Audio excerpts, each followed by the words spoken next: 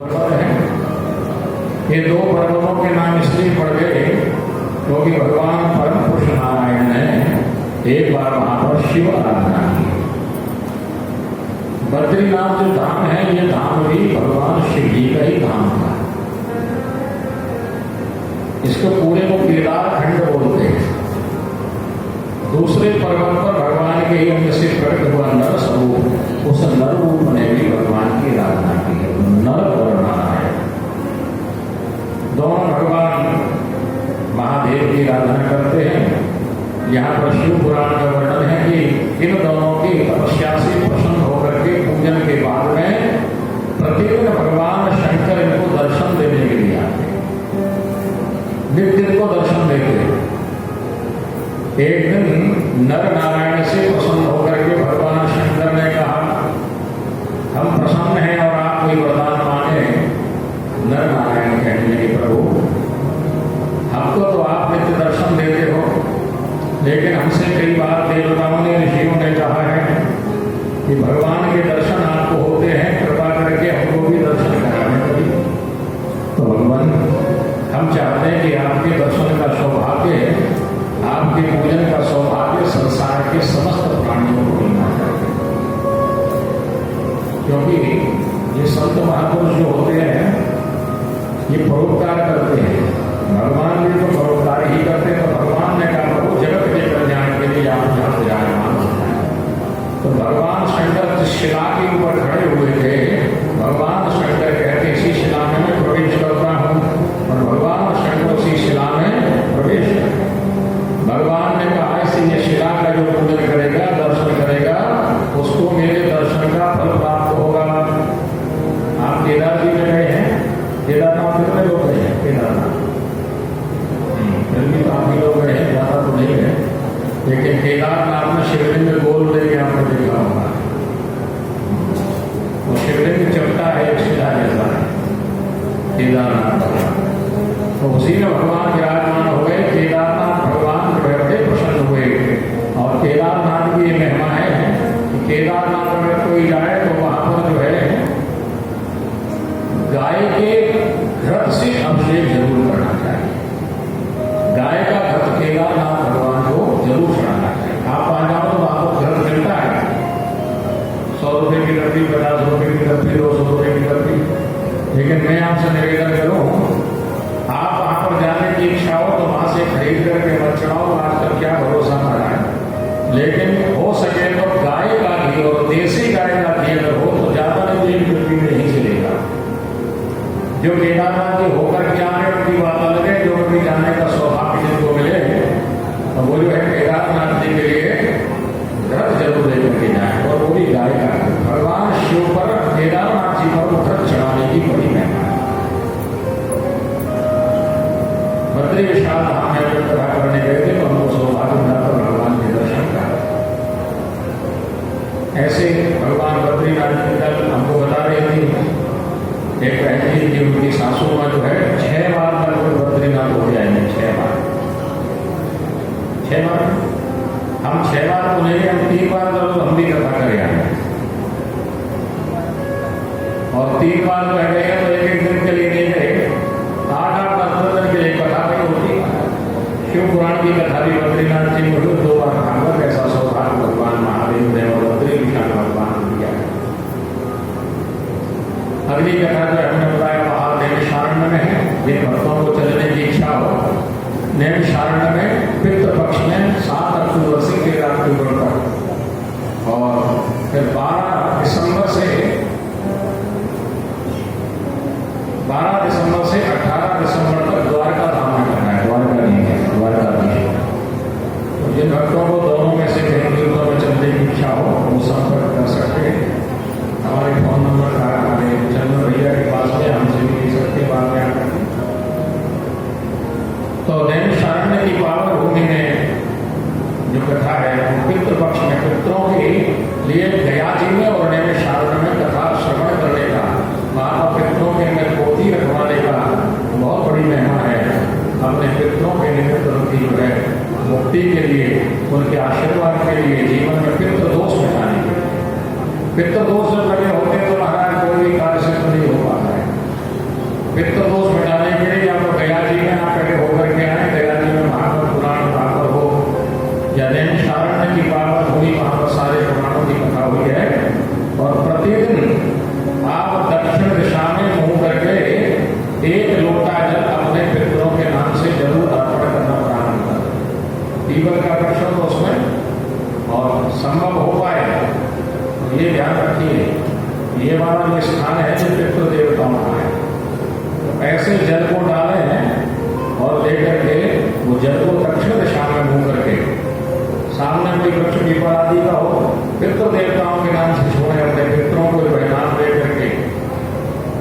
अगर मंत्र आपको बताएंगे तो भूल जाओगे, पितरों का स्टेटमेंट ब्राह्मण देवता जो आपके यहाँ आते हैं उनसे पूछ लेगा, बता देंगे। नाम लेकर के अपने पिताजी का, दादाजी का, तस्मै स्वधा नमः, तस्मै स्वधा नमः, तस्मै स्वधा नमः, 3 बार ऐसा बोल करके अपने पिताजी, अपने दादाजी, अपने बल्ला 3 पीढ़ियों को करना है। और अपनी दादी, माता आपकी है तो उनका नाम लेकर के नहीं, दादी नहीं, माता नहीं तो माता के नाम से, दादी के नाम से, 3 पीढ़ियों तस्मै स्वधा नमः। पुरुष वर्ग के लिए तस्मै स्वधा नमः और देवियों के लिए स्टेप में तस्मै स्वधा नमः। ऐसे बोल करके पितरों को तर्पण प्रतिदिन जो है, और संभव हो जाए तो थोड़ी सी उसमें काली तिल भी डालने चाहिए, तो पितृ देवताओं की कृपा प्राप्त होती है। और पितरों के निमित्त जो है पावन तीर्थों में भागवत कथा श्रवण, भागवत की बड़ी महिमा है। तो नैमिषारण्य में भागवत की कथा रखी गई है। आप जो भी भक्त चलना चाहें संपर्क कर सकते हैं।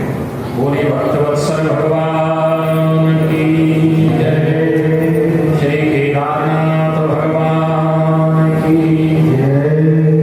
केदारनाथ जी की अब तो बहुत सुगमता हो गई है पहुंचने की, वहां पर साधन हो गए, घोड़े आदि, खच्चर आदि, पालकी आदि से, हेलीकॉप्टर से चले जाते हैं। लेकिन केदारनाथ की महिमा ऐसी बताई है शिव पुराण में कि केदारेश्वर भक्तयाये, केदारेश्वर भक्ताये मार्गस्तस्त्वे मतः तेयते मुक्ता भवन्नेव नात्रकार्य चारणः।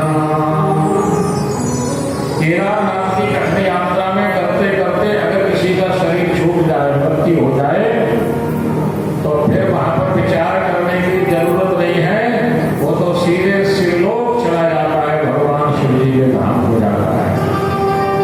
अगर लौट करके आ गए तो बड़ी कृपा महादेव की, और ना लौट के आ पाए तो शिव यहाँ लिखा साक्षात मार्गस्था देव देव रहा।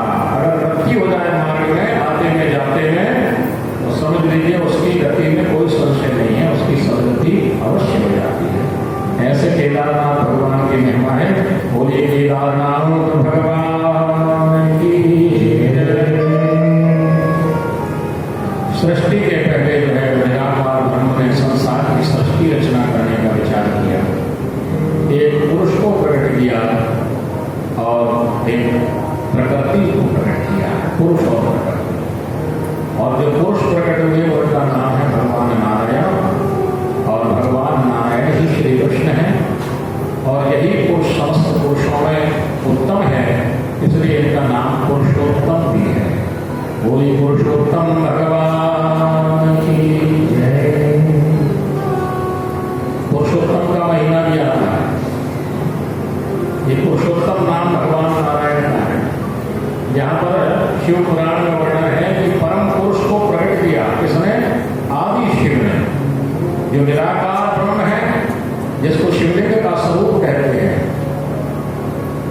मैं आपको निवेदन करूं, मैंने प्रथम दिवस कहा उस बात को, लेकिन उस समय बहुत कम लोग थे। लिंग का अर्थ बहुत सारे लोग ये समझते हैं कि शरीर का कोई विशेष अंग जिसको लिंग कहते हैं। लिंग का शरीर के किसी अंग से कोई अर्थ नहीं है। लिंग का अर्थ है चिन्ह।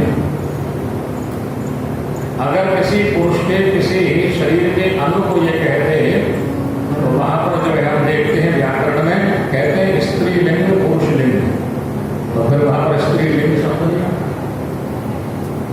ये थोड़ी गंभीर चर्चा है, विचार की बात है उनके लिए जिनके मन में कुछ विधर्मी लोग गलत बातें डाल देते हैं, उनके समाधान के लिए।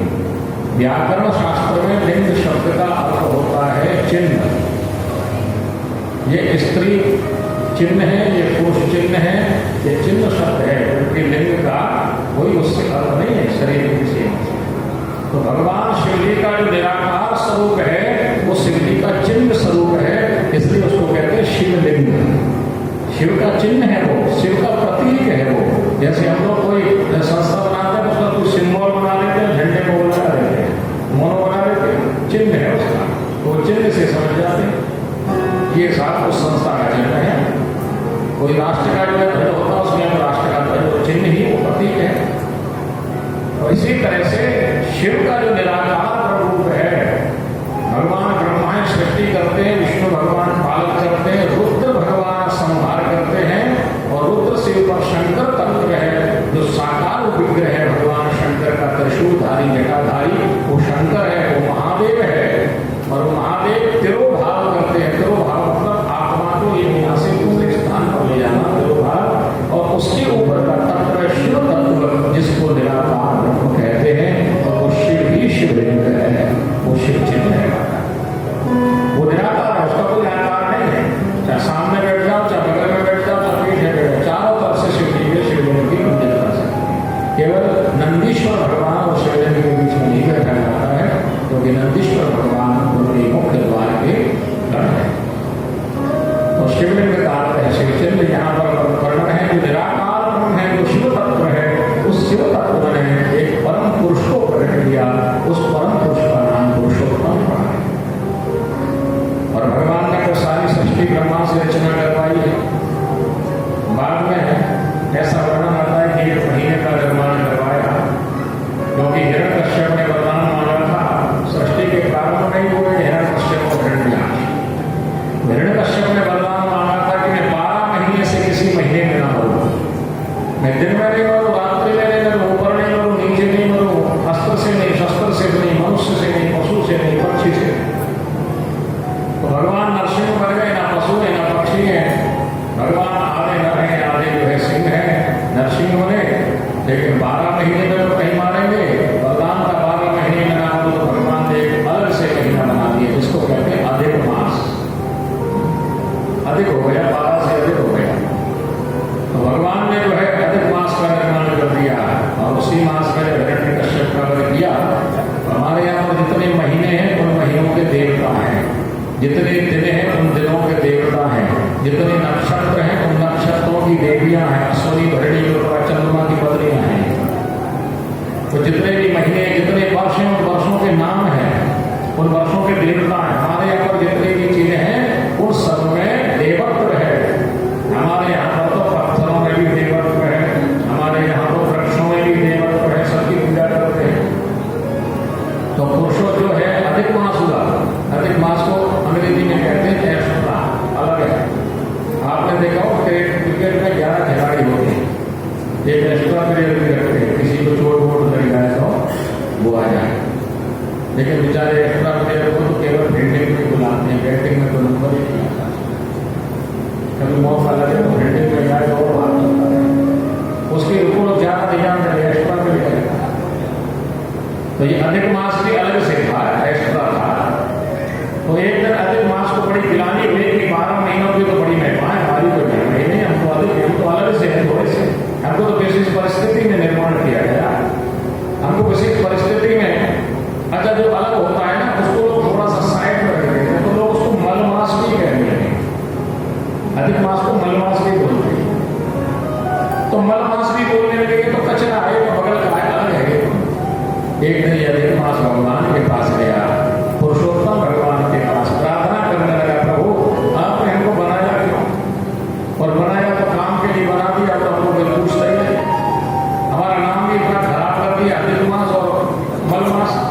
भगवान ने कहा से तुमको कोई मलमास नहीं कहेगा, मैं तुम्हें अपना नाम देता हूँ, आज से तुमको लोग पुरुषोत्तम मास कहेंगे, और तुम्हारी महिमा सब महीनों से ज्यादा बढ़ जाएगी।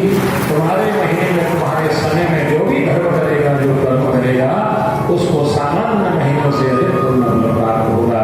ये भगवान ने अधिक मास की है। बोल पुरुषोत्तम भगवान की जय। तो यहाँ पर वर्णन है भगवान पुरुषोत्तम परम पुरुष प्रकट हुए, और भगवान आकाश में बैठे हुए हैं। उन्होंने एक बार अपना सिर हिलाया, तो भगवान के कान में दिव्य मणि थी, वो मणि आकर के घाट पर गिरी, और उस स्थान का नाम पड़ गया मणिकर्णिका घाट, जो काशी में गिरा है। काशी में क्यों गिरी? क्योंकि काशी की भूमि यहाँ पर शिव पुराण में वर्णन है, परम पवित्र है। जब प्रलय होता है तो उस समय समस्त जो है पृथ्वी विलीन हो जाती है जल में, लेकिन भगवान शंकर काशी को पंचकोशी की जगह को अपने त्रिशूल पर धारण कर लेते हैं।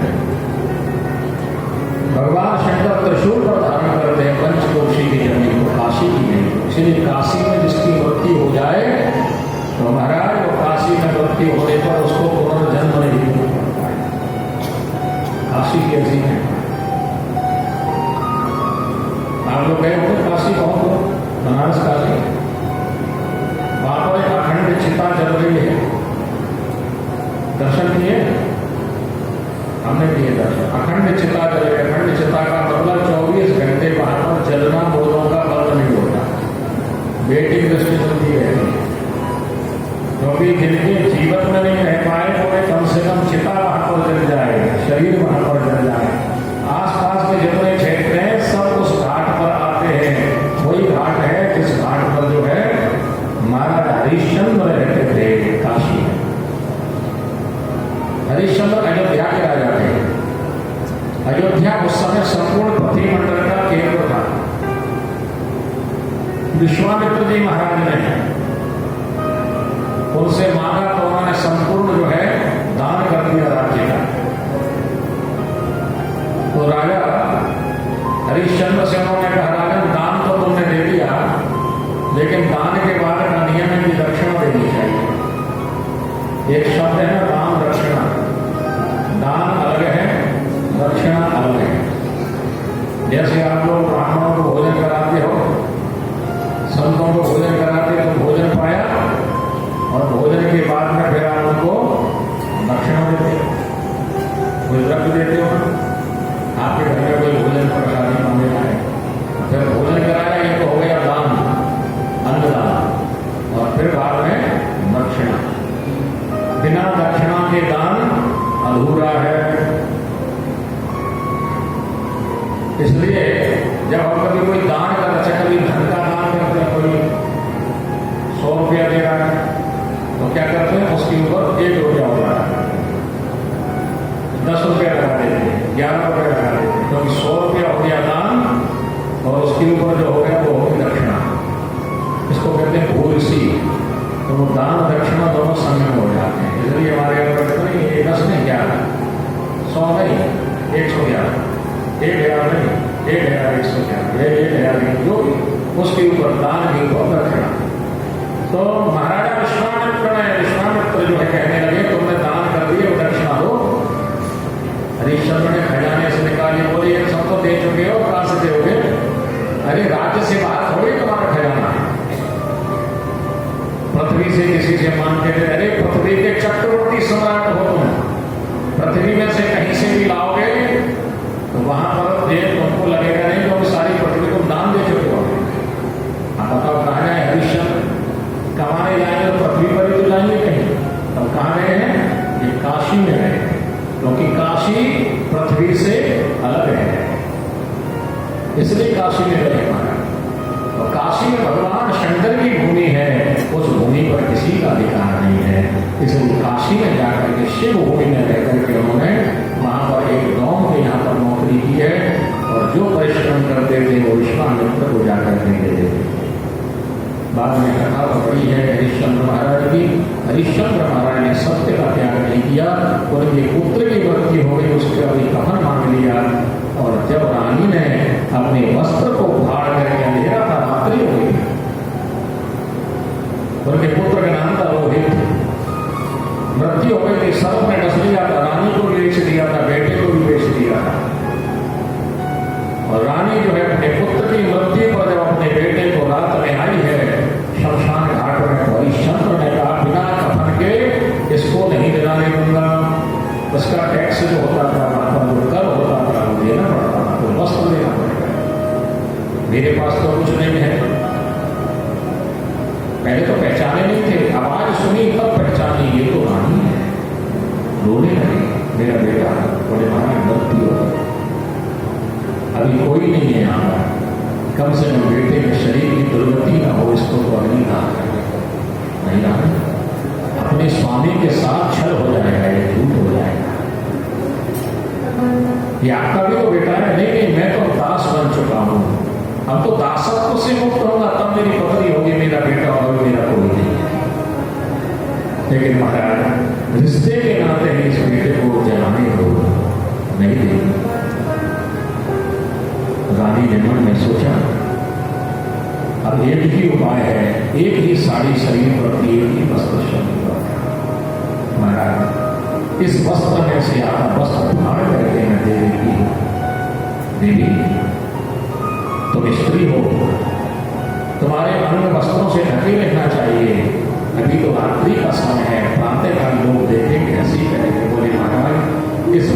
कि मरने के बाद में अब मुझे भी जीने की इच्छा नहीं है,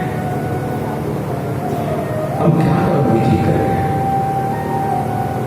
अपने पति की रक्षा देख करके, पुत्र की रक्षा देख करके अब मैं भी इसी चिंता में बैठ गया। कहने लगे उसी समय जो है, जैसे उसने वस्त्र को फाड़ा है, अपने अंग से निकाल करके वस्त्र फाड़ने लगी, उसी समय आकाश में दिव्य तेज प्रकट हो गया, मानो एक साथ कई सूर्य प्रकट हो गए हो। और उसी समय देखा वहां पर महाराज भगवान शंकर, भगवान ब्रह्मा और भगवान विष्णु तीनों देवता साक्षात प्रकट हो गए। भगवती जगत जननी अम्बा समाक्षी मैया प्रकट हो गई। राजा का पुत्र भी जीवित हो गया। विश्वामित्र जी वहां पर आए। विश्वामित्र जी को देख करके वो गांव के सेवक जो है हरिश्चंद्र कहते थे, महाराज मैं आपकी दक्षिणा दे दूंगा। तो देव खड़े, विश्वामित्र महाराज प्रणाम करते हैं सरदेवों को, और महाराज हरिश्चंद्र को भी हाथ जोड़ करके बोले, धन्य है राजन, मैं तुम्हारे सत्य की परीक्षा ले रहा था और सत्य की परीक्षा के कारण मैं तुमको यहाँ तक ले आया, और मुझे मालूम था कि तुम इस सत्य की परीक्षा में पास हो जाओगे, तुम उसमें उत्तीर्ण हो जाओगे। देखो कितनी भयंकर परीक्षा नहीं माना, देवी भागवत इसका बड़ा विस्तार से माना है। आप विचार करें महाराज,